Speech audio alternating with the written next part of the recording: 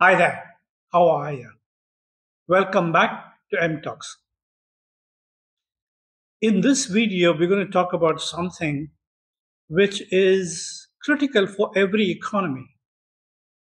We're talking about GDP, the gross domestic product, or the gross national product, however you want to call it. Because this is how economies are categorized on a worldwide basis based on this GDP. Now, don't ask me how old this mechanism is, as in it's probably 20, 30 years old, when most of the reporting was done based on the GDP on a worldwide basis. So let's look at what this GDP is all about. It's basically only four parameters that are considered for calculating GDP of an economy. One is the domestic consumption, as in people like you and I, we buy stuff, we buy products, retail, wholesale, whatever it is, that is calculated as number one. Number two, domestic investment, as in entrepreneurs, they invest in factories, shared infrastructure, offices, and so on and so forth. That's number two. Number three is government spending. Government spends on welfare projects, infrastructure, Medicare, and so on and so forth. That's number three.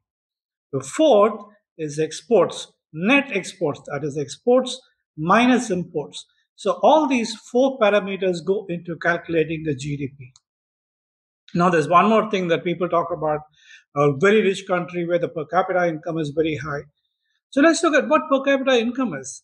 People assume when somebody talks about per capita income that the entire GDP is divided equally amongst the population. So everybody in a particular country is rich. This is very misleading, and this actually has hurt a lot of people because a lot of migratory decisions have been made based on this particular calculation, or other people assuming everybody in a particular country is equally rich. So if we go there, migrate to that particular country, we'll also be part of a rich population. That's not how it is.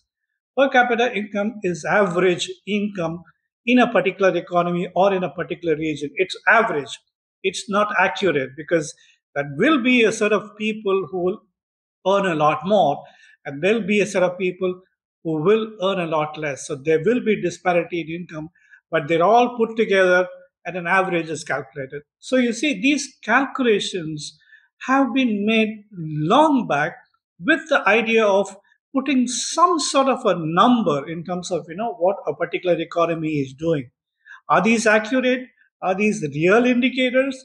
No, and definitely not anymore, because today the dynamics of a particular economy are very different. There's a lot of other issues, a lot of other factors that need to be considered, like cash flow. Yeah.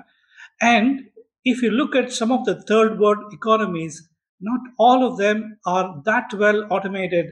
And a lot of transactions actually are under the radar, a lot of cash transactions. Like you have your street hawkers, you have a lot of retail sellers whose business does not get actually tabulated at all.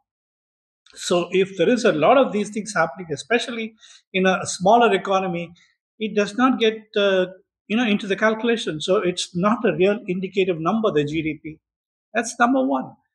And again, if you move on, a lot of things like I mentioned, cash flow. There is a lot of cash that comes to into an economy in the form of investment, let us say from non-residents of that particular country, or investments in the form of, let us say, into the stock market or into a real estate market, especially if that particular economy is open to these investments from overseas.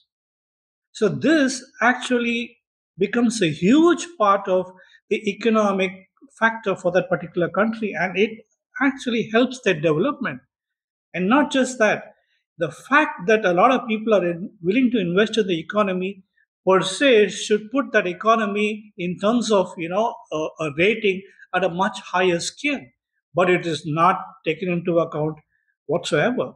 So I'm only questioning whether some of these old methods of calculations are still valid in the current scheme of things. The way the world has evolved, the way economies have evolved, the way businesses have evolved, I think we need to set new parameters to actually tell an economy, you are here, you're not there, you're developed, you're not developed, you're developing, you're growing, and so on and so forth. This is what I've been wanting to share because a lot of people come to me and ask me questions.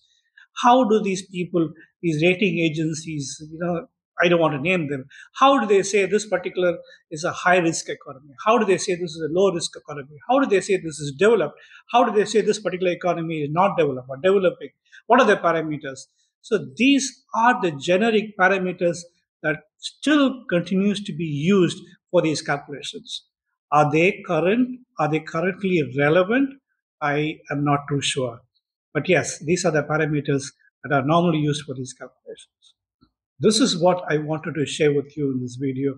And if you do want to listen more on this, write in to me. I can clarify, I can talk about this more. But if you do like the video, please hit the like button. And till I meet you again in my next video, thank you for listening in to me. Thank you for your time. Stay well, stay safe, stay blessed. Bye for now.